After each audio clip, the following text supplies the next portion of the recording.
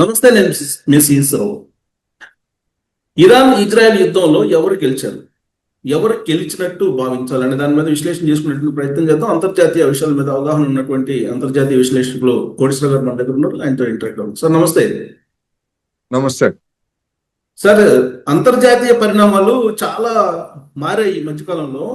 Israel Iran యుద్ధం తర్వాత Trump Iran ఓడిపోయింది, ఇజ్రాయెల్ గెలిచింది అని చెప్తున్నారు. నమ్మచ్చా? మూడు దేశాలు కూడా మేమే విజయం సాధించాయి అని చెప్పుకున్నాయి. ఇజ్రాయెల్ చెప్పుకుంది, ఇరాన్ చెప్పుకుంది, అమెరికా కూడా చెప్పుకుంది. అయితే జరిగినటువంటి పరిణామాలు ఏమిటి అనేటువంటి దాన్ని మనం చూసుకున్నప్పుడు ఎవరికి వాళ్ళు ఎవరు విజయం సాధించారు, ఒకవేళ సాధించారు అనుకుంటే దాని యొక్క స్వభావం ఏమిటి అనేటువంటి దాన్ని బట్టి నిర్ణయించుకోవాల్సినటువంటి అవసరం ఉందనేది నా అభిప్రాయం. సో ఆల్ ఆఫ్ సడన్ గా ఎందుకు యుద్ధాన్ని ఆపేసినట్టు? ట్రంప్ కారణంగానే ఆగిపోయిందా యుద్ధం? ట్రంప్ కారణం కాదు. అక్కడ జరిగినటువంటి పరిణామాల్లో అనూహ్యమైనటువంటి పరిణామాలు ఆ 12 రోజుల యుద్ధంలో జరిగాయనేది ముందు మనం అర్థం చేసుకోవాలి. ఏమిటి అనూహ్యమైనటువంటిది అంటే, ఇరాన్ బలాన్ని లేదా ఇరాన్ దగ్గర ఉన్నటువంటి ఆయుధాల శక్తిని ఇజ్రాయెల్, అమెరికా కూడా రెండు తక్కువగా అంచనా వేసుకున్నాయి. దాడికి దిగిన తర్వాత, ప్రతిఘటన మొదలైన తర్వాత చేసినటువంటి అంచనా తప్పిదం ఏమిటో వాటికి అర్థమైంది.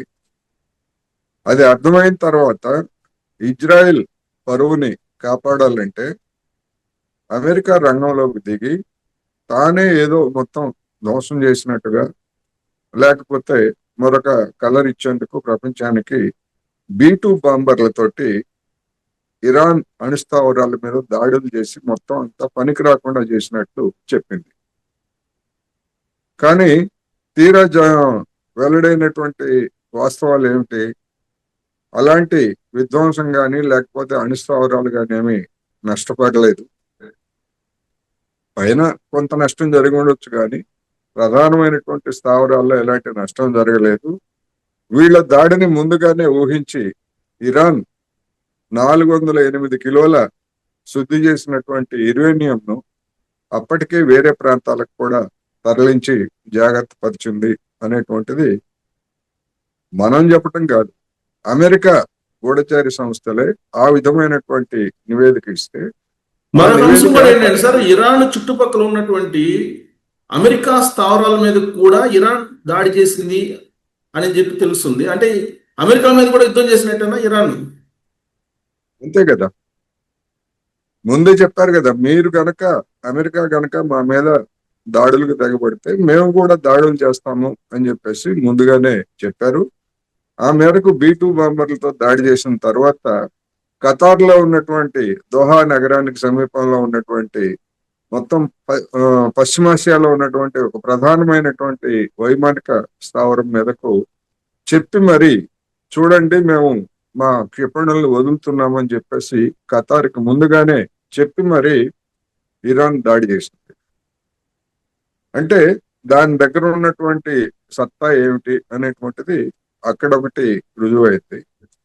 రెండవది, ఐరన్ డ్రోమ్ ఉంది మాకు, రక్షణ వ్యవస్థ, మమ్మల్ని ఎవ్వరూ ఏమీ చేయలేరు అని విర్రవీగినటువంటి ఇజ్రాయెల్కి ఆ ఐరన్ డ్రోమ్ను కూడా బద్దలు చేసి ఆ ప్రాంతంలో, అదేవిధంగా ఇతర ప్రాంతాల్లో కూడా అనేకమైనటువంటి నగరాల్లో తీవ్ర నష్టం కలిగించింది ఇరాన్. అందువలన ఇజ్రాయిల్లో ఉన్నటువంటి సాధారణ పౌరుల నుంచి తీవ్రమైనటువంటి ఒత్తిడి అక్కడ ప్రభుత్వం మీద వచ్చింది. రెండవది, అమెరికా దాడులను మరింతగా కొనసాగిస్తే మొత్తం పశ్చిమాసియాలో, మధ్యధరా సముద్రంలో, ఇతర ప్రాంతాల్లో ఉన్నటువంటి దాని స్థావరాల మీద అంతా కూడా, అంటే వైమానిక స్థావరాలు, నౌకా స్థావరాలు, నౌకల మీద కూడా తెగబెట్టడానికి ఇరాన్ సిద్ధమైందనేటువంటి వార్తల నేపథ్యంలో డొనాల్డ్ ట్రంప్ కూడా వెనక్కి తగ్గాడు. మేము అనుకున్నది సాధించాం, ఇంకా మేము యుద్ధం చేయక్కర్లేదని చెప్పేసి గొప్పలు చెప్పుకున్నాడు. కానీ ఇది ఇప్పుడు మీరు చెప్తున్నటువంటి వాస్తవాలు ఇవి. కానీ ట్రంప్ ఏం చెప్తున్నాడు అంటే పాకిస్తాన్ భారత్ మధ్య యుద్ధం ఆపేశాను, ఇజ్రాయెల్ ఇరాన్ మధ్య యుద్ధం ఆపేశాను, నాకు నోబెల్ శాంతి బహుమతికి నేను అర్హుడిని అన్నట్టుగా ఆయన ప్రొజెక్ట్ చేస్తున్నాడు. దాన్ని ఎలా చూస్తారు?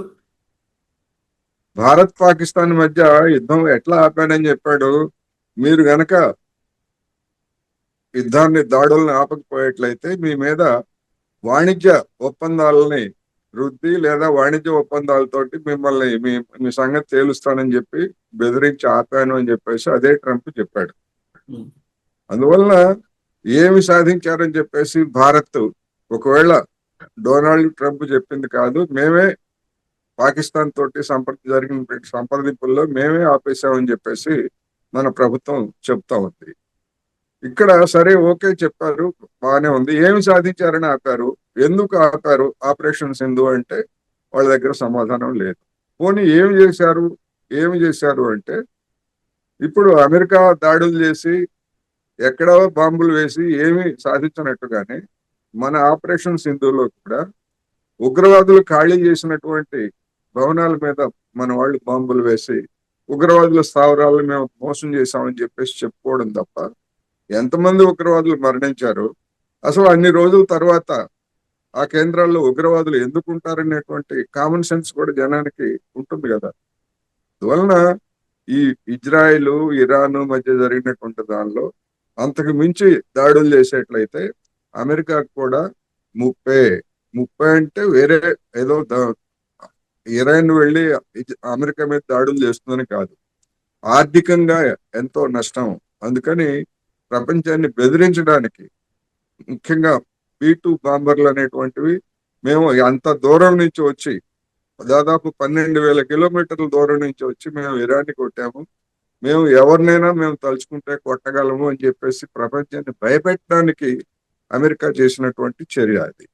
అందువలన ఈ మొత్తం మీద చూసినప్పుడు నా అభిప్రాయం ప్రకారం ఇరాన్ విన్నర్. అయితే విన్నర్ అంటే దానికి ఏం నష్టం జరగలేదా? దానికి తీవ్రమైనటువంటి నష్టాలు జరిగాయి. ఎందుకంటే దాని దగ్గర ఉన్నటువంటి అనేక క్షిపణులు ధ్వంసమయ్యాయి. అదేవిధంగా దాని రక్షణ కేంద్రాలుగా ఉన్నటువంటి వాటి మీద తీవ్రమైనటువంటి నష్టం చేకూర్చారు. అనేక మంది ఉన్నత సైనికాధికారులని అదేవిధంగా అణు శాస్త్రవేత్తలను కూడా చంపేశారు. ఎందుకు ఇదంతా జరిగింది అంటే బయటికి వెల్లడైనటువంటి సమాచారం ప్రకారం అంతకు ముందే వీళ్ళు చర్యలు చేసి కొంతమందిని దేశ ద్రోహుల్ని ఇరాన్ ద్రోహుల్ని తో వీళ్ళు చేతులు కలిపి వాళ్ళు ఉన్నటువంటి ప్రాంతాలన్నింటినీ ముందుగానే సేకరించి టార్గెటెడ్ గా చేసి ఆ పని చేయగలిగారు. అంతకు మించి ఇరాన్ ని లొంగదీయలేకపోయారనేటువంటిది మనకు తెలుస్తాం. ఇప్పుడు ట్రంప్ ఏం చెప్తున్నాడండి సార్, ట్రంప్ ఏం చెప్తున్నాడంటే భారత్ పాకిస్తాన్ మధ్య యుద్ధాన్ని ఆపాము, అలాగే ఇజ్రాయెల్ ఇరాన్ మధ్య యుద్ధాన్ని ఆపాము, కానీ రష్యా ఉక్రెయిన్ మధ్య యుద్ధాన్ని ఆపలేకపోతున్నాను అని చెప్పి లేటెస్ట్ గా ఆయన మాట్లాడుతున్నారు. అంతే కదా మరి. ఇప్పుడు ఇది నరేంద్ర మోడీ గారు లేకపోతే పాకిస్తాన్ పాలకులు చెప్పినట్టు విన్నారు కనుక ఆగిపోయింది. ఇజ్రాయెల్ తను చెప్పి తనే దాడి చేయించాడు, అందుకని ఇజ్రాయెల్ ఆగిపోయింది. ఇరాన్ మీద తనే దాడి చేశారు, తానే ఆపేశాడు. అంతే కదా జరిగింది. కానీ ఉక్రెయిన్ విషయంలో పుతిన్ ట్రంప్ చెప్పినట్టు వినటానికి పుతిన్ ఏమి అతని చేతుల్లో మనిషి కాదు, అతని బెదిరింపులు ఏమి లెక్క చేయట్లేదు కదా. అందువలన అసలైన పరీక్ష అక్కడే ఉంది. ఎవరైతే చెప్పినట్టు వింటారో, ఎవరైతే లొంగిపోయారో వాళ్ళ చేత నాటకం ఆడి ఇవన్నీ కూడా ఒక PR అంటాం కదా మనం, పబ్లిక్ రిలేషన్స్ బిల్డప్ చేస్తున్నాడు. కానీ మరి దాన్ని ఎందుకు ఆపలేకపోతున్నాడు, అది సమస్య. సో ఇప్పుడు ఆయన నోబెల్ బహుమతికి అర్హుడు అని చెప్పి పాకిస్తాన్ ప్రతిపాదిస్తుంది. మరి ఆయన ఇప్పుడు ఆల్రెడీ ఇజ్రాయెల్ కూడా ఓకే అంటది. ఇప్పుడు ఆయనకు వచ్చే అవకాశం ఉందా నోబెల్ బహుమతి, శాంతి బహుమతి? నోబెల్ బహుమతి అనేటువంటిది దానికి ఒక కమిటీ ఉంటుంది. ఆ కమిటీలో ఉన్నటువంటి వాళ్ళు వచ్చినటువంటి ప్రతిపాదనల్ని పరిశీలించి వాటిని బహుకరిస్తారనేటువంటిది మనకు తెలిసిందే.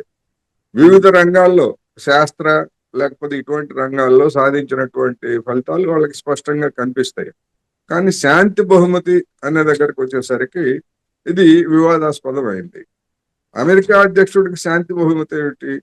ప్రపంచంలో ప్రతి చోట ప్రతి ఉద్రిక్తతకి వాళ్ళు కారకులు, ప్రతి దారుణానికి వాళ్ళు ప్రత్యక్షంగా కారకులు వాళ్ళు. అటువంటి వాళ్ళు శాంతి కారకులు ఏమిటి అనేటువంటి ప్రశ్న. ఇప్పుడు జో బైడెన్ హయాంలో ప్రారంభమైనటువంటి గాజా మారణ కాండలో 56,000 మంది మరణిస్తే అందులో 80% మంది పిల్లలు, మహిళలే ఉన్నారు. మరి అటువంటి దాడుల్ని ట్రంప్ కూడా కానివ్వండి, కొట్టేయండి, మేము మీ వెనకాల ఉంటామని చెప్పేసి సమర్థించాడు కదా. మరి అటువంటి ట్రంప్ ఆ విధంగా రక్తంతో తడిచినటువంటి పాలస్తీనా పిల్లల, మహిళల, వృద్ధుల రక్తంతో తడిచినటువంటి చేతులు ఉన్నటువంటి ట్రంప్కి శాంతి బహుమతి ఏ విధంగా ఇస్తారు? ఒకవేళ ఇచ్చారు అనుకోండి, వాళ్ళని కూడా బెదిరించినట్టే, లేకపోతే ఏదో విధంగా ప్రలోభపరిచినట్టే, బలవంతంగా తెచ్చుకున్నట్టే. వాళ్ళు ఇస్తే. ఇవ్వకపోతే ఏం పాకిస్తాన్ ఎందుకు జరుగుతుందో. ప్రతిపాదించినట్టు దాంట్లో వెనక ఏమైనా రాజకీయ కోణం, అంతర్జాతీయ రాజకీయ కోణం ఉందా? రాజకీయ కోణం ఏముంది? పాకిస్తాన్కును అమెరికాకు ఉన్నటువంటి సంబంధాలు బహిరంగ రహస్యం. మన దేశంలో ఉన్నటువంటి పాలకులు మనమే అమెరికాకు దగ్గరగా ఉన్నామని చెప్పేసి గొప్పలు చెప్పుకోవడం తప్ప అసలు సంగతి ఏమిటో ఇప్పుడు ఆ మునీర్ అనేటువంటి ఫీల్డ్ మార్షల్, అంటే అక్కడ సైనిక దళాల ప్రధాని అధికారిని అమెరికాకి పిలిపించి ట్రంప్ వాడికి విందిచ్చి అంత గౌరవం చేశాడు. అంటే తెర వెనకాల లేకపోతే తెర ముందు ఉన్నటువంటి అమెరికాతో ఉన్నటువంటి సంబంధాలు బలమైనవా, భారతదేశంతో ఉన్నటువంటి సంబంధాలు బలమైనవా అంటే పాకిస్తాన్తో ఉన్నటువంటి సంబంధాలే బలమైనవి అనేటువంటి ప్రపంచానికి తెలియజెప్పాడు. అన్నిటికంటే అవమానకరం ఏంటంటే మన నరేంద్ర మోడీ గారు అక్కడెక్కడో సమావేశానికి వెళ్తే, G7 సమావేశానికి వెళ్తే ఆ విందు కోసం వాడు ఒక రోజు ముందే వచ్చేసి ట్రంప్ మన మోడీ గారు రండి మీరు అని చెప్పేసి ఆహ్వానించాడు. అంటే ఏమిటి? నేను మునీర్ అనే వాడికి నేను భోజనం ఏర్పాటు చేస్తున్నాను, దారిలో ఉన్నారు కదా, మీరు కూడా వచ్చి భోజనం చేసి వెళ్ళండి అని చెప్పేసి చూపించడం కోసం. అయితే నరేంద్ర మోడీ గారు దాన్ని తిరస్కరించారనుకోండి. అవును. అందువల్ల ఎవడికి మిత్రుడు, ఎవడికి శత్రువు, మన వాళ్ళు పూసుకోవడం, వాడి కౌగిలింతల కోసం ఎంపర్లాడటం తప్ప అసలైనటువంటి మిత్రుడు పాకిస్తాన్ అనేటువంటిది ట్రంప్ స్పష్టంగా రుజువు చేశాడు. కానీ మరి విచిత్రమైన అటువంటి పరిణామం, మనం విచిత్రమైన పరిణామం చూస్తే భారతదేశం ఏమో అమెరికాకి ఫ్రెండ్షిప్ లాగా ఉండాలి, నరేంద్ర మోడీ గారు ట్రంప్ ఒకటి అని చెప్పి అనుకుంటుంటారు. రష్యా భారతదేశం ఒకటి అనుకుంటుంటారు. అలాగే ఇజ్రాయెల్ భారతదేశం ఒకటి అనుకుంటుంటారు. ఏంటి ఈక్వేషన్ ఏంటి అసలు? అక్కడేమో ఇజ్రాయెల్ ఇరాన్ యుద్ధం జరుగుతుంది, ఉక్రెయిన్ రష్యాకి యుద్ధం జరుగుతుంది. అసలు భారతదేశం పాత్ర ఏంటి అసలు ఇక్కడ? భారతదేశం పాత్ర, భారతదేశాన్ని తనకు పూర్తిగా లొంగుబాటు చేసుకునేందుకు అమెరికా ఎప్పటి నుంచో ప్రయత్నిస్తూ ఉంది. ఎందుకు భారతదేశాన్ని లొంగ తీసుకోవాలని చూస్తూ ఉంది అంటే 2 కారణాలు. ఒకటి ఆర్థిక పరమైనటువంటి కారణం. భారతదేశంలో 146 కోట్ల జనాభా ఉన్నటువంటి దేశంలో విస్తారమైనటువంటి మార్కెట్ అవకాశాలు, తన వస్తువుల్ని మన దేశం మీద రుద్ది మనకి డంప్ చేసి లాభాలు పొందాలనేటువంటిది ఒకటి. రెండోది, ప్రపంచంలో అత్యధికంగా ఆయుధాలు కొంటున్నటువంటి దేశం ఏదన్నా ఉందంటే భారతదేశం. అందుకని రష్యా నుంచి ఆయుధాలని కొనుగోలు చేయడం ఆపేసి అమెరికా నుంచి కొనుగోలు చేయాలనేది చెప్తా ఉంది. అదేవిధంగా ప్రపంచంలో చమురు కొనుగోలు చేసేటువంటి వాటిల్లో చైనా తర్వాత 2వ పెద్ద దేశం భారతదేశం. అమెరికా వాడి దగ్గర కావాల్సినంత చమురు ఉంది. అందుకని అమెరికా వాడు ఏమంటున్నాడంటే, మీరు వాళ్ళ దగ్గర వీళ్ళ దగ్గర చమురు కొంటున్నందుకు నా దగ్గరే కొనాలి మీరు అని చెప్పేసి వాడి చమురు అమ్ముకోవడానికి, వాడి ఆయుధాలు అమ్ముకోవడానికి, వాడి ఇతర వస్తువులు అమ్ముకోవడానికి మనకు కావాలి. ఇది ఆర్థిక పరమైనట్టు. రెండో దానికి వచ్చేసరికి ప్రధానమైనటువంటి ప్రత్యర్థిగా ఆర్థిక రంగంలో చైనా సవాల్ విసురుతా ఉంది. అందుకని ఆ చైనాను దెబ్బతీయాలంటే చైనాతో సరిహద్దు కలిగినటువంటి భారతదేశం, పాకిస్తాను, లేకపోతే జపాను, దక్షిణ కొరియా, ఇట్లాంటి దేశాలన్నీ వాడికి అవసరం. ఇప్పుడు జపాన్ ఉన్నా, దక్షిణ కొరియా ఉన్నా, లేకపోతే ఆస్ట్రేలియా, న్యూజిలాండ్, పాకిస్తాన్ ఎన్ని ఉన్నా కానీ, ఇలాంటి చిన్న చిన్న దేశాలు ఎన్ని ఉన్నా కానీ, భారతదేశం అనేటువంటిది ఒక పెద్ద దేశం కనుక, సైనిక పరంగా కూడా చూసినప్పుడు బలంగా ఉంది కనుక, అంటే చైనా తోటి అమెరికా తోటి పోల్చుకుంటే మంది తక్కువ అనుకోండి, ఉన్నటువంటి వాటిల్లో మంది ఒక శక్తి కనుక ఏదన్నా ఉండేట్లయితే అంటే మన భుజం మీద మన చేత తుపాకీ కాల్పించి అమెరికా వాడు లబ్ధి పొందాలనేటువంటి ఎత్తుగడ ఎప్పటి నుంచో ఉంది. అయితే భారతదేశంలో ఉన్నటువంటి పాలకులు నరేంద్ర మోడీ గారైనా అంతకుముందు మన్మోహన్ సింగ్ గారైనా వీళ్ళు కార్పొరేట్ల యొక్క ప్రయోజనాలకు అనుగుణంగా వ్యవహరించే వాళ్ళే. కానీ ఆ కార్పొరేట్లు ఆ విధంగా చైనా తోటి తగాదా పెట్టుకోవడానికి కార్పొరేట్లు సిద్ధంగా లేరు. అందుకని ఎవరైనా కానీ అమెరికా తోటి స్నేహం కోసం అరువులు చేస్తారు తప్ప చైనా తోటి పూర్తిగా శత్రుత్వాన్ని పెంచుకోవడానికి సిద్ధం కావట్లేదు. మనం ఓకే. చూసాం 2020 సంవత్సరంలో గాల్వన్ ఉదంతాల సందర్భంగా అమెరికా వాడి మాటలు నమ్మి నేను మళ్ళా చెప్తున్నా, అమెరికా వాడి మాటలు నమ్మి చైనా తోటి మనకి లడాయి వచ్చింది. వాడు రెచ్చగొట్టాడు. అక్కడ ఏం జరిగిందో మనందరికీ తెలుసు. ఆ తర్వాత 5 సంవత్సరాల తర్వాత జరిగింది ఏమిటి ఇప్పుడు? అప్పుడు చైనా నుంచి పెట్టుబడులు వద్దు, మాకు అవి వద్దు, ఇవొద్దు, మీ యాప్లు వద్దు అని మొత్తం పెద్ద ఎత్తున హడావుడి చేసి మనలాంటి అమాయకుల్ని నమ్మించి ఏదో చైనాకు వ్యతిరేకంగా ఏదో చేయబోతున్నారు, పొడి చేస్తున్నారు అని చెప్పి పెద్ద బిల్డప్ ఇచ్చారు. కానీ 5 సంవత్సరాల తర్వాత ఏం చేశారు? అనేక యాప్ల్ని తిరిగి మళ్ళా అలౌ చేశారు. ఆ చైనా నుంచి మీరే వచ్చి పెట్టుబడులు పెట్టండి, మా దేశంలో మీరు తయారు చేయండి అని చెప్పేసి ఇప్పుడు చైనా కాళ్ళు పట్టుకొని పెట్టుబడులు పెట్టండి అని చెప్పేసి అడుగుతున్నారు. ఇప్పుడు కానీ ఎందుకు ఇప్పుడు అడుగుతున్నారు? లేటెస్ట్ వైరల్ అవుతున్న న్యూస్ ఏంటంటే అమెరికా బిగ్ బ్యూటిఫుల్ బిల్ ఏదో చైనా తోటి ఒప్పందం కుదుర్చుకుంది. అలాంటి బిగ్ బ్యూటిఫుల్ బిల్ అనేది భారతదేశంతో కూడా కుదుర్చుకోబోతున్నాం అనేది ట్రంప్ చెప్తున్నాడు. ఇంకొక న్యూస్ ఏంటంటే చైనా భారతదేశానికి అసలు ప్రొడక్ట్స్ పంపించకుండా బ్యాన్ చేస్తుంది అనేది ఇంకొక న్యూస్. వీటిలో ఏది నిజం సార్? చైనా ప్రోడక్ట్స్ ని బ్యాన్ చేసింది అనేటువంటిది నిజం అయ్యేట్లయితే నరేంద్ర మోడీ గారి హయాంలోనే కదా రికార్డులు బద్దలు కొట్టి, అంతకు ముందు ఉన్నటువంటి మన్మోహన్ సింగ్ హయాంలో ఉన్నటువంటి రికార్డులను బద్దలు కొట్టి అత్యధికమైనటువంటి వస్తువుల్ని దిగుమతి చేసుకుంది నరేంద్ర మోడీ గారే. తాజా సమాచారం ప్రకారం $100 బిలియన్ మనం చైనాకి అదనంగా ఇస్తున్నాం. అంటే మన వాణిజ్య లోటు చైనా తోటి $100 బిలియన్ ఉంది. మనం ఎక్కువగా చైనా నుంచి దిగుమతి చేసుకుంటున్నాము, చైనాకి మనం తక్కువ ఎగుమతి చేస్తున్నాము. వాటి మధ్య ఉన్నటువంటి తేడానే వాణిజ్య మిగులు అంటారు కదా. అది మనకి తరుగు, చైనాకి మిగులు, మనకి తరుగు. అదే విధంగా అమెరికా తోటి కూడా మనం చైనాతో ఎంత వాణిజ్యం అయితే చేస్తున్నామో అమెరికాతో కూడా మనకి అంత వాణిజ్య సంబంధాలు ఉన్నాయి. కానీ అమెరికాతో చేసేటువంటి వాణిజ్యం, అమెరికాకి మనం చేసే ఎగుమతులు ఎక్కువ, అమెరికా నుంచి చేసుకునేటువంటి దిగుమతులు తక్కువ. మనం చైనాకి $100 బిలియన్ మనం చైనాకి అప్పనంగా డాలర్లు అప్పగిస్తున్నాము. అమెరికా వాడు మనకి $40 బిలియన్ వాడు అప్పగిస్తున్నాడు మనకి. అంటే మనం మిగుల్లో ఉన్నాం అమెరికా తోటి. ఇప్పుడు వాడు ఏమంటాడు? బిగ్ అండ్ బ్యూటిఫుల్ అగ్రిమెంట్ అంటున్నాడు. బిగ్ అండ్ బ్యూటిఫుల్ అగ్రిమెంట్ అంటే ఏంటి? దాని అర్థం ఏంటి? పైకి ఏదన్నా చెప్పొచ్చు, ఇద్దరికి సమానమైనటువంటి అవకాశాలు అంటాడు. అంటే ఏంటి? మన యొక్క మిగుల్ని వాడు కట్ చేయబోతున్నాడు. అంటే మిగులు వాణిజ్యాన్ని కట్ చేయబోతున్నాడు. అంటే మనకు నష్టం. రెండోది, మనం దాదాపు సగటున మొత్తంగా చూసుకున్నప్పుడు 36-37% అమెరికా నుంచి దిగుమతి చేసుకునే వస్తువుల మీద మనం పన్నేస్తున్నాం. ఎందుకని అంత పన్ను అయితే ఇక్కడ ఉన్నటువంటి వాళ్ళు కొనుగోలు చేయరు కనుక మన పరిశ్రమలకి, మన వ్యవసాయానికి రక్షణగా మనం వేస్తున్నాం.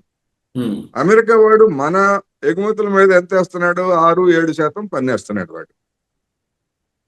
ఇప్పుడు ఆ పన్నుల్ని వాడు 30% పెంచుతాడా? మనల్ని 6% తగ్గించమంటాడా? ఈ వాణిజ్య ఒప్పందంలో ఏది జరిగినా నష్టం ఎవరికంటే మనకే. సో బిగ్ బ్యూటిఫుల్ కాదు, ఇది బిగ్ బ్యాడ్ఫుల్. అదే కదా మరి. పైకి అందుకని అట్లా చెప్తారు. ఇప్పుడు అరిటాకు మీద ముళ్ళు వచ్చి అరిటాకు మీద పడ్డన్న చిరిగేది అరిటాకే అన్నట్టుగా ట్రంప్ ఏం చెప్పినా గానీ ఆ ఒప్పందం కనుక అట్లా కనుక కుదుర్చుకునేట్లయితే మనకు 2 విధాలుగాను నష్టం, మనకే నష్టం. అటువంటి ఒప్పందాన్ని అంగీకరిస్తారా లేదా అనేటువంటిది ఆ వివరాలు వచ్చిన తర్వాత మనకు తెలుస్తుంది. ఇప్పుడు లేటెస్ట్ ట్రంప్ చెప్పాడు, ట్రంప్ అనౌన్స్ చేశాడు ఇప్పుడే కొద్దిసేపు క్రితం వస్తుంది, big beautiful deal with India అని చెప్పి అంటున్నాడు, వెరీ సూన్ అవును అదే అంటున్నాడు. అవును అదే జూలై 9వ తారీఖు లోపల జూలై ఉమ్, 9వ తారీఖు లోపల కుదుర్చుకోవాలి, లేకపోతే తోలు తీస్తా తాట ఒలుస్తా అని చెప్పేసి ఉమ్, పవన్ కళ్యాణ్ డైలాగ్స్ చెప్పాడు కదా ప్రపంచ దేశాలన్నిటికీ. ఎందుకంటే ఉమ్. జూలై 9వ తారీఖున 90 రోజులు గడువు పెట్టాడు. 90 రోజుల లోపల మీరు అందరు నా దగ్గరకు వచ్చి కాళ్ళు పట్టుకొని ఏదో ఒక ఒప్పందం చేసుకోండి అని ట్రంప్ గడువు పెట్టాడు. ఇప్పుడు చైనా డీల్ అయిపోయింది అంటున్నాడు, అయిపోయిందండి? చైనా డీల్ అయిపోయిందని చెప్తున్నారు, కానీ అదే. వివరాలన్నీ పూర్తిగా తెలియట్లేదు. నిన్న ఓకే. నిన్న ఫైనల్ గా ఒక మళ్ళా కుదిరిందని చెప్తున్నారు. దాని ప్రకారం కూడా చైనా వస్తువుల మీద వాడు 30% పన్నులు వేస్తాడు, అమెరికా వస్తువుల మీద చైనా వాడు 10% పన్నులు వేస్తాడని చెప్పేసి చెప్తున్నారు. ఇంకా పూర్తి వివరాలన్నీ మరి మనకు తెలియదు. ఇంకో న్యూస్ ఏంటి, చైనా వాళ్ళు ఎందుకు ప్రొడక్ట్స్ మేము ఇవ్వము, భారతదేశానికి ఎగుమతి చేయమని చెప్పి నిర్ణయం తీసుకుంది అని చెప్పి అంటున్నారు. అది కాదు, మొత్తం ఉమ్, ప్రోడక్ట్స్ కాదు, అది వాస్తవం కాదు. ఏమిటి అంటే చైనాకు ఉన్నటువంటి ప్రత్యేకత ఏమిటంటే రేర్ ఎర్త్స్, ఉమ్, అపురూపమైనటువంటి ఖనిజాలు అంటున్నాం కదా. అపురూపమైనటువంటి ఖనిజాలు అంటే ఇవాళ మన ఎలక్ట్రానిక్ కార్లకి లేకపోతే ఇతరత్ర అవసరమైనటువంటి మ్యాగ్నెట్స్ ని తయారు చేయడానికి అవసరమైనటువంటి ఖనిజం ప్రపంచంలో 100 కిలోలు ఉందనుకుంటే ఒక్క చైనాలోనే 70 కిలోలు 80 కిలోల వరకు ఉంది. ఓకే. రెండోది ఆ మ్యాగ్నెట్లను తయారు చేసేటువంటిది 100 మ్యాగ్నెట్లు ప్రపంచంలో తయారైతే 90 మ్యాగ్నెట్లు చైనాలోనే తయారవుతున్నాయి. ఓకే. అందుకని ఎవడి ప్రయోజనాలు వాడు కాపాడుకోవడానికి మీరు నా మీద పన్నులు వేస్తారా, మీరు ఓకే. చేసేది మీరు చేయండి, నేను చేసేది నేను చేస్తానని చెప్పేసి వాడు మ్యాగ్నెట్లు సరఫరా చేయడం ఆపేశాడు. సో దీంట్లో ఆ ఇంకోటి ఏంటంటే మ్యాగ్నెట్ సార్, ఇప్పుడు ఈ బిగ్ బ్యూటిఫుల్ బిల్లు దీన్ని వ్యతిరేకిస్తూ ఎలన్ మస్క్ ట్రంప్ కి దూరం అయ్యాడు కదా, అక్కడ ఎందుకు ఎలన్ మస్క్ దూరం అయ్యాడు? ఎలన్ మస్క్ దూరం అయింది ఇటువంటి వాటికి కాదు. అక్కడ అసలు వాడి కారణం ఏమిటంటే వాడు మొత్తం అమెరికా మొత్తంలో ఈ పెట్రోల్ డీజిల్ కార్లు వీటన్నిటిని కూడా బ్యాన్ చేసేసి ఎలక్ట్రిక్ కార్లని మొత్తం విధిగా కొనుగోలు చేయాలి. అదేవిధంగా ఎలక్ట్రిక్ కార్లకు అవసరమైనటువంటి ఛార్జింగ్ స్టేషన్స్ అన్ని కూడా దేశం అంతటా ఇప్పుడు ఎట్లాగైతే పెట్రోల్ బంకులు ఎక్కడ పడితే అక్కడ అందుబాటులో ఎలా ఉన్నాయో ఛార్జింగ్ స్టేషన్స్ కూడా అలాగే పెట్టాలని చెప్పేసి వాడు ఎన్నికలకు ముందు ట్రంప్ కి ప్రతిపాదిస్తే అరే ముందు ఎన్నికల్లో పనిచేయరు భయ్, తర్వాత మనం చూద్దాం, నువ్వు చెప్పినట్టుగానే పరిశీలిస్తానని చెప్పాడు. చెప్పిన తర్వాత గెలిచాడు, అయిపోయింది. వీడు దాని గురించి ఒత్తిడి చేస్తున్నాడు మస్క్. కానీ ఉమ్, మరి అక్కడ ఉన్నటువంటి జనరల్ మోటార్స్ కావచ్చు లేదా ఇతర ప్రపంచ అనేకమైనటువంటి ఫోర్డ్ మోటార్స్ కావచ్చు, ఇవన్నీ పెద్ద పెద్ద కంపెనీలు ఉన్నాయి కదా, వాళ్ళందరూ కూడా ఎలక్ట్రానిక్ వెహికల్స్ చాలా తక్కువ, డీజిల్ మోటార్ పెట్రోల్ వెహికల్స్ ఎక్కువ. నువ్వెవడరా మొత్తం మా పరిశ్రమలన్నీ మూసేయించి ఎలన్ మస్క్ గాడికి నువ్వు చేస్తావా, నీ సంగతి తేలుస్తావని చెప్పేసి ట్రంప్ కు వార్నింగ్ ఇస్తే వీడు కుదరదు అబ్బాయి అని చెప్పేసి ట్రంప్ కి చెప్పాడు. కుదరకపోతే ఇంకా నీతో నాకు పని ఉందని చెప్పేసి వీడు రాజీనామా చేసి బయటకు వచ్చాడు. అది అంటే ఇతను జరిగింది. ఎలక్ట్రిక్ వెహికల్ టెస్లాకు గవర్నమెంట్ నుంచి వస్తే ప్రయోజనాలను కూడా కట్ చేసాడు, అందుకే దూరం అయిపోయాడు. అదే బిగ్ బ్యూటిఫుల్ బిల్ అనేది అని చెప్తూ అంటారు. అవును, అంతే కదా, అంతే. సబ్సిడీలు ఇస్తున్నాడు. ఎలక్ట్రిక్ వెహికల్స్ సబ్సిడీలు ఇస్తే ఎంతకాలం ఇస్తారు, మొత్తం శాశ్వతంగా ఇస్తారా, మా వెహికల్స్ సంగతి ఏమిటని చెప్పేసి మరి మిగతా వాళ్ళు అడుగుతారు కదా, పెట్రోల్ డీజిల్ వెహికల్స్ వాళ్ళు. అందుకని ఆ ఉమ్, విధమైనటువంటి కోతలు అనివార్యంగా పెట్టాల్సి వచ్చింది. పెట్టకపోయేట్లయితే లోటు బడ్జెట్ పెరిగిపోద్ది అమెరికాకి. ఉమ్. లోటు బడ్జెట్ పెరిగిపోయేట్లయితే మొత్తం ఆ అమెరికా వ్యవస్థ కుప్పకూలిపోతుంది. అందుకని అనివార్యమై ట్రంప్ కట్ చేశాడు. నువ్వు కట్ చేసిన తర్వాత ఇంకా నీతో నాకు పని ఏంటి అని చెప్పేసి ఎలన్ మస్క్ బయటకు వచ్చాడు. బయటకు వచ్చిన తర్వాత ఆయన ఏం కామెంట్ చేశారంటే అమెరికా దివాళా తీయబోతుంది అతి సమీపంలోనే, అతి త్వరలోనే అని చెప్పి ఆయన కామెంట్ చేశారు. అలాంటి పరిస్థితులు ఉన్నాయా? ఉన్నాయని చెప్తున్నారు. ఎందుకు అంటే అమెరికాకి లోటు అనేటువంటిది విపరీతంగా పెరిగిపోయింది. ఆ లోటును తగ్గించుకునేటువంటి ఒక విధానంలో భాగంగానే ప్రపంచ దేశాల్లో ఉన్నటువంటి దిగుమతి చేసుకునే వస్తువుల మీద పన్ను వేసి అక్కడ స్థానికంగా పరిశ్రమల్ని వాణిజ్యాలని వృద్ధి చేసి దాన్ని భర్తీ చేసుకోవాలనేటువంటిది ఒక ఆలోచన. అయితే అనేక మంది చెప్తున్నది ఏంటంటే ఇప్పటికిప్పుడు అమెరికాలో వినియోగ వస్తువులు తయారు చేసుకోవాలంటే ఇప్పటికిప్పుడు ప్రారంభించి పరిశ్రమలు పెట్టినా గానీ కనీసం 10 నుంచి 15 సంవత్సరాలు పడుతుంది ఆ పరిశ్రమలు అవసరమైన స్థాయిలో ఉత్పత్తి చేసేటువంటి పరిశ్రమలు. దానికి అవసరమైనటువంటి పెట్టుబడులు ఎవడిస్తాడు నీకు అని చెప్పేసి ప్రశ్నిస్తున్నారు వాళ్ళు. అంటే అమెరికాలో ఇప్పుడు ఏమిటంటే వాడు మన నాప్కిన్స్, షూస్, చెప్పులు మొత్తం 100% చైనా నుంచి లేకపోతే వియత్నాం నుంచో లేకపోతే భారత్ నుంచి తెచ్చుకోవాల్సిందే తప్ప అక్కడ ప్రొడక్షన్ ఆపేశారు. ఎందుకంటే దానివల్ల వాడికి పెద్ద లాభాలు లేవు. మరి ఏమి ఉత్పత్తి చేస్తున్నారు అంటే బాగా లాభాలు వచ్చేటువంటి విమానాలు, లేకపోతే హైటెక్ ప్రోడక్ట్స్, ఆయుధాలు, వీటన్నిటితోటి లాభాలు వస్తున్నాయి కనుక చేశారు. కానీ చైనా వాడు ఆ మొత్తం మార్కెట్ని ఆక్రమించిన తర్వాత వాడికి అప్పుడు 30 ఏళ్ల తర్వాత అర్థమైంది వాడు చేసినటువంటి అమెరికా వాళ్ళు చేసినటువంటి పొరపాటు ఏమిటనేది. అందువల్ల ఆ సంక్షోభాన్ని తప్పించుకోవడం కోసం ఇప్పుడు ట్రంప్ పడుతున్నటువంటి పాటలు ఓకే, ట్రంప్ అయితే ప్రయత్నం చేస్తున్నాడు. అలెన్ మాస్క్ కేవలం ట్రంప్ మీద ఉన్నటువంటి కోపంతో ఉద్వేగంగా చేసినటువంటి కామెంటా అది, లేదంటే నిజంగానే అమెరికా దివాలా తీసే పరిస్థితులు మీకు కనిపిస్తున్నాయా? మీ విశ్లేషణ అంటే మీ అబ్జర్వేషన్ బట్టి. అప్పు విపరీతంగా పెరిగిపోయింది. గతంలో 2008లో సంక్షోభం వచ్చింది కదా, ఏది రుణాలు విపరీతంగా పెరిగిపోయి గృహ రుణాలు ఇటువంటివన్నీ. ఇప్పుడు అక్కడ అమెరికాలో ఎడ్యుకేషన్ లోన్స్ అనేటువంటిది భారీ ఎత్తున ఇచ్చారు. ఎందుకంటే మనలాగా కాదు, అక్కడ ఎవడన్నా చదువుకోవాలంటే లోన్ తీసుకుంటే తప్ప చదువుకోవడానికి లేదు, హైయర్ ఎడ్యుకేషన్. అవి అదే విధంగా ఇతరత్రా కూడా మొత్తం అన్ని కూడా అప్పులు అనేటువంటివి విపరీతంగా పెరిగిపోయింది అమెరికాకి. ఎవరి దగ్గర తీసుకుంటున్నాడు అమెరికా వాడు అప్పులు? ఎవరి దగ్గర తీసుకుంటున్నాడు? జపాన్ వాడి దగ్గర తీసుకుంటున్నాడు, చైనా వాడి దగ్గర తీసుకుంటున్నాడు. ఎందుకని? ఈ 30-40 సంవత్సరాల్లో వాణిజ్య మిగులు ప్రతి సంవత్సరం $200 బిలియన్, $300 బిలియన్ అటు జపాన్కి లేకపోతే చైనా దగ్గర డాలర్లన్నీ అక్కడ చేరిపోయినాయి. ఆ చేరిపోయినటువంటి డాలర్లను వాళ్ళు ఏం చేసుకుంటారు? అందుకని మళ్ళీ అమెరికాకి అప్పిస్తున్నారు. అది జరుగుతూ ఉంది. ఇప్పుడు అంతర్జాతీయంగా డీ డాలరైజేషన్ అనేది కూడా బాగా వేగంగా జరుగుతుంది. దాంతో అమెరికా డాలర్ కుప్పగోలిపోతుంది అని అంటారు. నిజమేనా? అది నమ్మొచ్చా? గతంలో మనకి స్వాతంత్రం రాకముందు లేదా రెండో ప్రపంచ యుద్ధానికి ముందు ప్రపంచంలో కరెన్సీగా ఏది ఉన్నది? బ్రిటిష్ పౌండ్ ఉంది. ఆ బ్రిటిష్ పౌండ్ ఎందుకని అంతర్ధానం అయిపోయి డాలర్ ఎందుకు వచ్చింది అంటే ఆ బ్రిటిష్ వాడికి ఉన్నటువంటి వలసలన్నీ పోయినాయి. ప్రపంచాన్ని దోపిడీ చేయడానికి అవసరమైన వీలైనటువంటి మార్కెట్లన్నీ వాడు కోల్పోయాడు. మాజీ జమీందారు లాగా మిగిలిపోయాడు వాడు. అందుకని మాజీ జమీందారు ఆస్తులను అమ్ముకొని తింటాం తప్ప వాడికి అదనంగా వచ్చేది ఏమి ఉండదు కదా. ఆ విధంగా ఉన్నటువంటి పౌండ్ని వెనక్కి నెట్టేసి అమెరికన్ డాలర్ని ముందుకు తీసుకొచ్చారు.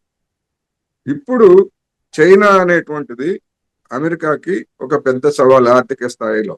మరికొన్ని సంవత్సరాల్లో ఆర్థికంగా అమెరికాని మించిపోయేటువంటి స్థితిలో ఉంది. అదేవిధంగా చిన్న చిన్న ఆర్థిక వ్యవస్థలు అయినప్పటికీ భారత్ కానీ లేదా ఇట్లాంటి అనేక ఆర్థిక వ్యవస్థలు కూడా సవాలు విసురుతున్నాయి. ఇటువంటి నేపథ్యంలో నీ డాలర్ పెత్తనం ఏమిటి? నీ పెత్తనం ఏమిటి?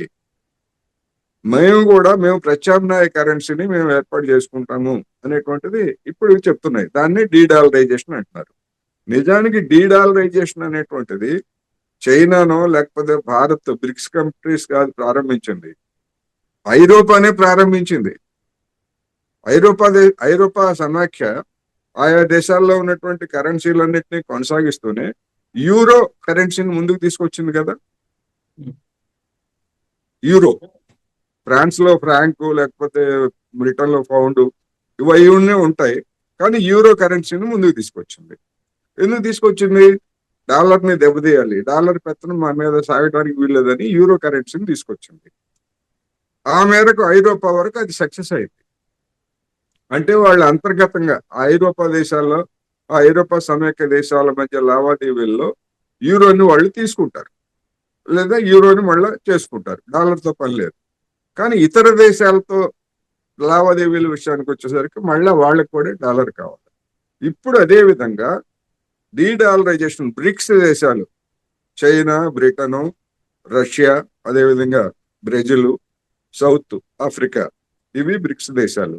మరికొన్ని దేశాలు కూడా వాటిని కూడా కలుపుకొని దాన్ని విస్తరించి ఉన్నటువంటిది ఏది ఈ దేశాల్లో ఇవాళ ప్రధానమైనటువంటి ఉన్నది చైనా యువాన్. అందువల్ల చైనా యువాన్ ని ప్రత్యామ్నాయంగా తీసుకొస్తారా, లేకపోయేట్లయితే ఈ దేశాలన్నీ కలిపి యూరో మాదిరి ఒక కరెన్సీని, ఏదైనా ఉమ్మడి కరెన్సీని తీసుకొస్తారా అనేటువంటిది ఇప్పటికి ఇంకా మనం చెప్పలేము. కానీ అంతర్జాతీయ లావాదేవీల్లో క్రమక్రమంగా వీటి వాటా పెరుగుతూ ఉంది, డాలర్ వాటా తగ్గుతూ ఉంది. అది 10 ఏళ్ళు పడుతుందా, 15 ఏళ్ళు పడుతుందా, ఎన్నేళ్ళు పడుతుందని మనం చెప్పలేం. కానీ రాబోయే ముప్పుని అమెరికా ఎప్పుడో గుర్తించింది, అందుకని ప్రపంచాన్ని బెదిరిస్తా ఉంది. సో ఇప్పుడు డాలర్ డీడాలరైజేషన్ జరుగుతుంది వేగంగా. సరే, 10 సంవత్సరాలు పడుతుందా, 15 సంవత్సరాలు పడుతుందా, అది పక్కన పెడితే మొత్తానికి డీడాలరైజేషన్ జరుగుతుంది. ఇలాంటి పరిస్థితుల్లో గోల్డ్ పడిపోయే అవకాశం ఉందా కంప్లీట్ గా ధర? గోల్డ్ అంటే ఇప్పుడు డాలర్ విలువ అనేటువంటిది ప్రధానంగా ఉంది. డాలర్ విలువకి ఒక హామీ లేదు, ఎప్పుడు పడిపోతుందో లేదో తెలియదు, అంతర్జాతీయ కరెన్సీగా ఉంది. అందుకని ప్రతి వాళ్ళు ఉన్నంతలో, తర్వాత ఏమొస్తుందో ఏమిటో మనం తర్వాత చూసుకోవచ్చు, ఉన్నంతలో బంగారాన్ని కొని నిల్వ చేసుకుంటే అది ఏ కరెన్సీ వచ్చినా బంగారానికి ఉండేటువంటి విలువ బంగారానికి ఉంటుంది కనుక అనేక దేశాలు, భారతదేశంతో సహా అనేక దేశాలు బంగారాన్ని కొని నిల్వలు చేసుకుంటున్నాయి. విదేశీ మార్క ద్రవ్యంలో మన దగ్గర ఉందని చెప్తున్నటువంటి విదేశీ మార్క ద్రవ్యంలో బంగారు నిల్వలు కూడా కలిపి ఉంటాయి. ప్రతి దేశానికి అలాగే ఉంటాయి. అందుకని ఎప్పుడు డాలర్ పడిపోతుందో, విలువ పడిపోతుందో, లేదా ఎప్పుడు కూలిపోతుందో తెలియదు. అటువంటిప్పుడు మరి పరిస్థితి ఏమిటి అని చూసుకున్నప్పుడు ముందు జాగ్రత్త చర్యగా ఇప్పుడు మన గ్రామాల్లో, మన రైతు కుటుంబాల్లో కావచ్చు, లేదా మొత్తం సాధారణ కుటుంబాల్లో కావచ్చు, ముసలాళ్ళకి అభద్రత వచ్చినప్పుడు ఆడవాళ్ళు కావచ్చు, మగవాళ్ళు కావచ్చు, ఆడవాళ్ళు ప్రధానంగా ఆడవాళ్ళు బంగారం కొనుక్కుంటారు. ఎందుకని? చివరి దశలో ఆ బంగారాన్ని చూసి, లేకపోతే ఆ బంగారం ఇస్తేనో కొడుకులో కూతుళ్ళో ఎవరో ఒకళ్ళు చూస్తారు. అదే పరిస్థితి ప్రపంచానికి ఉంది ఇప్పుడు. ఆయా దేశాల ఆర్బీఐలేమో పోటీ పడి బంగారాన్ని కొనుగోలు చేస్తున్నాయి. మీరు అన్నట్టు డాలర్ కి సంబంధించి అనిశ్చిత ఉంది కాబట్టి, దాని మీద నమ్మకం లేదు కాబట్టి, ఈ ర్యాలీ కంటిన్యూ అవుతుందా, ఎక్కడైనా బ్రేక్ అవుతుందా? బ్రేక్ అయ్యేటువంటి అవకాశాలు ఇప్పటి వరకు అయితే కనపట్ల. మనం గడిచినటువంటి 30-40 సంవత్సరాల నుంచి మనం ట్రెండ్ని కనుక చూస్తే మధ్యలో పెరగొచ్చు, లేకపోతే కొద్దిగా తగ్గొచ్చు, ఏది డాలర్ని బట్టి లేదా ఇతరత్ర, అంతే తప్ప మొత్తం మీద పెరుగుదల ఉందా అంటే మొత్తం మీద పెరుగుదల ఉంది. అందువల్ల ఆ ధోరణి కొంతకాలం కొనసాగవచ్చు అనేటువంటిది ఆ ట్రెండ్ మనకి తెలియజేస్తా ఉంది. ట్రంప్ తీసుకునే నిర్ణయాలను బట్టి, డాలర్ బలహీనతను బట్టి బంగారం రేటు పెరుగుతూ ఉంటుంది అంటారు. డెఫినెట్ గా డాలర్ బలహీనం అవుతా ఉంది అంటే బంగారం రేటు పెరుగుతుంది. డాలర్ అనిశ్చితికి గురవుతా ఉందంటే బంగారం రేటు పెరుగుతుంది. ఇది మనకి గడిచినటువంటి 10 సంవత్సరాల్లో మనకు వెల్లడైనటువంటి ట్రెండ్. సో ఓవరాల్ గా అంతర్జాతీయంగా ఇప్పుడు ఇస్లామిక్ ఆర్మీ అంటున్నారు, అది వర్కౌట్ అయ్యే అవకాశం ఉందా? ఇస్లామిక్ ఆర్మీ, లేకపోతే క్రిస్టియన్ ఆర్మీ, లేకపోతే హిందూ వాహిని, ఇట్లాంటివన్నీ కూడా రాజకీయాల్లో భాగంగా ఓటు బ్యాంకు రాజకీయాలు, లేకపోతే అటువంటి చౌకబారు ట్రిక్స్ తప్ప కులాల మీద, మతాల పరంగా ఎలాంటి ఆర్మీలు తయారయ్యేటువంటి అవకాశం లేదు. అవి ఎక్కడ కూడా ఇంతవరకు ప్రపంచ చరిత్రలో ఎక్కడ అలాంటివి జయప్రదం కాలేదు. ఇప్పుడు కూడా అంతే, రాబోయే రోజుల్లో కూడా అంతే. సో ఇరాన్, మీ దృష్టిలో ఇరాన్ గెలిచింది అంటున్నారు ఇజ్రాయెల్ ఇరాన్ యుద్ధంలో, బట్ ఇరాన్ ఏకైపోయింది అని అంటారు. ఇస్లామిక్ దేశాలు కూడా సపోర్ట్ చేయలేదు అని అంటారు. ఎందుకని? ఎందుకు అంటే వివిధ దేశాలు గడిచినటువంటి 30-40 సంవత్సరాల్లో వివిధ దేశాలతోటి అమెరికా అదిరించి బెదిరించి వాటన్నింటినీ కూడా దూరం చేసింది, తనకు దగ్గర చేసుకున్నది. అదేవిధంగా ఇరాన్ లేకపోతే ఇట్లాంటి వాటికి దూరం చేసింది. అందుకని అవన్నీ కూడా ఆయా దేశాలతో ఉన్నటువంటి సంబంధాలతోటి విడగొట్టుకొని వచ్చి ఇప్పటికిప్పుడు ఇరాన్ తోటి దాంతో చేతులు కలిపి ఒక ప్రాంతీయ యుద్ధం చేయడానికి ఎవరు సిద్ధం కాదు. ఎందుకు అంటే పశ్చిమాసియాలో ఉన్నటువంటి ఇస్లామిక్ దేశాలే కాదు, ఇప్పుడు 3.5 సంవత్సరాలుగా ఉక్రెయిన్ మీద రష్యా దాడి చేస్తూ ఉంటే మరి చుట్టుపక్కల ఉన్నటువంటి ఏ ఒక్క దేశం కూడా సైనికులను ఎందుకు పంపించట్లేదు? వాళ్ళకి కావాల్సినటువంటి ఆయుధాలు ఇస్తా ఉంది, లేకపోతే డబ్బు ఇస్తా ఉంది తప్ప సైనికులను ఎవరిని పంపించట్లేదు. ఎందుకంటే వాళ్ళకి తెలుసు మొత్తం ఐరోపాలో ఉన్నటువంటి ఆర్మీ ఎంత ఉందో రష్యా దగ్గర అంత ఆర్మీ ఉంది. ఓకే. ఐరోపాలో మొత్తంలో ఉన్నటువంటి ఆయుధాలు ఎన్ని ఉన్నాయో రష్యా దగ్గర అంతకంటే ఎక్కువ ఆయుధాలు ఉన్నాయి. అందుకని అటువంటి ఎక్కువ ఆయుధాలు ఉన్నటువంటి దేశంతో ఎవడన్నా తగాద పెట్టుకుంటాడంటే ఎవడు పెట్టుకోడు. కానీ ఇప్పుడు సుప్రీం లీడర్ ఇరాన్ కి ఖమేనీ ఉన్నాడు కదా, ఆయన్ని చంపేంత వరకు యుద్ధం జరిగిద్ది అన్నాడు ఇజ్రాయెల్ నేతన్యాహు. ట్రంప్ కూడా అదే అన్నాడు. మరి రష్యా సపోర్ట్ కారణంగానే ఇరాన్ కి డైరెక్ట్ గానో ఇండైరెక్ట్ గానో సపోర్ట్ ఉంది కాబట్టే వెనక్కి తగ్గిందా అమెరికా అలాగే ఇజ్రాయెల్? ఆ కారణంగా వెనక్కి తగ్గలేదు. ఇప్పుడు ఆ ఖమేనీ అనేటువంటి వాడు ఎక్కడున్నాడో వీళ్ళకి అర్థపట్టలేదు. ఎక్కడో సొరంగంలో ఉన్నాడు. అది చేతగాలేదు. అది చేతగాక మేము అసలు ఖమేనీని చంపుదాం అనుకోలేదు అని చెప్పేసి తర్వాత చెప్పారు. అది చేతగాకనే అంతమందిని సైనికాధికారులని లేకపోతే వాళ్ళందరినీ చంపిన వాళ్ళకి ఖమేనీని ఎందుకు చంపలేదంటే చేతగాక అబ్బాయి మనకు అటువంటి ఉద్దేశం లేదు అని చెప్పేసి చెప్తున్నారు అంతే. ఫైనల్ గా సార్, ఈ దేశాలకు సంబంధించి పాకిస్తాన్, ఇండియా అనుకోండి, లేదంటే ఇజ్రాయెల్, ఇరాన్ అనుకోండి, లేదంటే రష్యా, ఉక్రెయిన్ అనుకోండి, ఇవన్నీ కూడా ట్రంప్ తన నోబెల్ శాంతి బహుమతి కోసం క్రియేట్ చేసినటువంటి ఉద్రిక్తతలు కారణంగా వచ్చిన వార్స్ అనుకోవాలా, లేదంటే నిజంగానే ఆయా దేశాల మధ్య కొంత ఘర్షణ ఉండబట్టి వచ్చినాయి అనుకోవాలా? ట్రంప్ అనేటువంటి వాడు ఈ సంవత్సరం అధికారానికి వచ్చాడు. అంతకుముందు అధికారానికి వస్తాడో రాడో గెలుస్తాడో లేదో తెలియదు. మరి జో బైడెన్ హయాంలో యుద్ధాలు జరిగాయి. ఇదే ట్రంప్ హయాంలో అంతకుముందు యుద్ధాలు జరిగాయి. అమెరికా గడ్డ మీద ఏ అధ్యక్షుడు ఉన్నా ఎక్కడొక్కడ యుద్ధాలు జరుగుతూనే ఉన్నాయి కదా. అందుకని యుద్ధాలను సృష్టించడం, అమెరికాలో ఉన్నటువంటి ఆయుధ పరిశ్రమలకు లాభాలు తీసుకురావడం అనేటువంటిది అమెరికాలో సాగుతున్నటువంటి వ్యవహారం. అందుకని యుద్ధాలు వస్తున్నాయి తప్ప ట్రంప్ కాకపోతే ఇంకొక ఎల్లయ్య పుల్లయ్య ఎవడొచ్చినా గానీ ఈ యుద్ధం జరుగుతుంది. ఇక ఈ శాంతి బహుమతి ఇది ఏంటంటే ఇదొక పిచ్చ అంతే. ఓకే, అంతకుమించి వేరే ఏం లేదు. Thank you.